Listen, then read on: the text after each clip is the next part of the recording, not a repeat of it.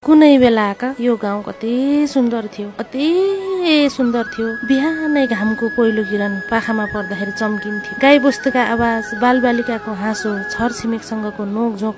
तर त्यसपछिको आत्मीयता यति मिठो हुन्थेन, यति मिठो हुन्थेन। खेतीबाली हुन्थ्यो, उकाली ओह्राली, मेला पर्म र हुड्डा। आहा, सम्झँदै मलाई त कस्तो आङजिरिङ्ग हुन्छ, मन बेसरी गरुङ्ग हुन्छ। लुकाउन नपाउँदै आँसु टिलपिलाउँछ। किन यति धेरै याद आउँछ? मलाई त सपना जस्तै लाग्छ। हिजोको गाउँ सपना जस्तै लाग्छ। उही बेला सबै मिलेर गाउँलाई जिउँदो बनाउँथे। घरको आँगनमा धुवा उठ्थ्यो, बाटोभरि मान्छे भेटिन्थे, नमस्ते भन्दै हाँस्दै हिँड्दै। एकदमै जीवन्त, रमाइलो र तातोपनाले भरिएको गाउँ। तर आज के भयो, कस्तो भयो? उस्तै छ गाउँ, तर जीवन छैन। घरहरू उभिएका छन्, ठुला सुन्दर रङ्गिएका पनि छन्, तर भित्र कोही छैन, कोही बस्दैन।